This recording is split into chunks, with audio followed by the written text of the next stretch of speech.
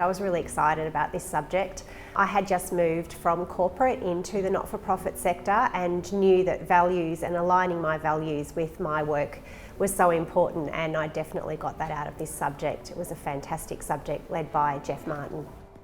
For this particular subject, all the syndicate groups had an opportunity to basically vote for a list of great organisations and social ventures, which one they'd like to partner with for the subject and deliver some advice and a report on. So we were very fortunate to get our top selection, which was Closing the Gaps. And initially we had a preliminary understanding of what it is that they do, kind of political messaging through fashion.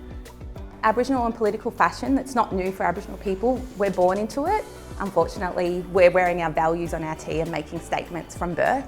What's different about Closing the Gaps is that it's opened up our clothes for, I guess, non-Indigenous people to step into and show their support for Aboriginal and Torres Strait Islander causes. Yeah, so as a non-Aboriginal person, for me it's an opportunity to wear my values on my tee every single day and make a statement to the world about what I want to see change and what I support. So when we visited the store and met the two people that were working on that shift, that's when we really got more about Closing the Gaps than we had from the website. They lived and breathed it through the messaging, through their stories and their narrative. They showed us through to the warehouse at the back. They were so warm and inviting, even though we had just rocked up unannounced. And we loved our time in the store and walked away with a buzz, and that's when we knew we had a fantastic social enterprise to work with.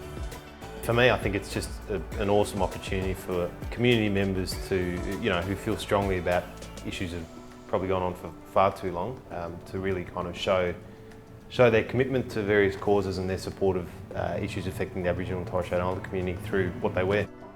What we realised fairly quickly was that Closing the Gaps was a very, very successful business, and because of the success they had not had time to then prepare a strategic plan, business plan and cement some of that foundation work. So we felt pretty fortunate to be able to work on that and help them with that component of their business.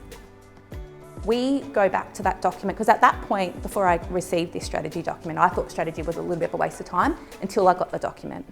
And we use it and refer to it, almost daily. It's in the back of our mind, some of those key points about where we might go to in the future. And, they answered questions for us that we hadn't actually nailed ourselves, like who is our customer? And why is it important to know who our customer is moving forward?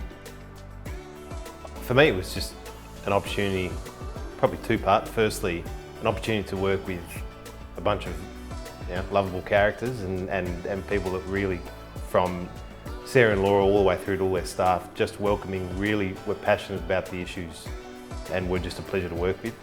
And also, secondly, it's an organisation I think that is really trying to change the narrative in the community and amplify the voice in the community of issues that are long overdue, and I think people are more and more becoming aware of through, in large part, what they read on t-shirts from Closing the Gaps. We were so fortunate to have Closing the Gaps as our project and feel very proud of what they've achieved and what their growth is looking like at the moment. I follow them with interest and I love seeing people wearing the merch out in public.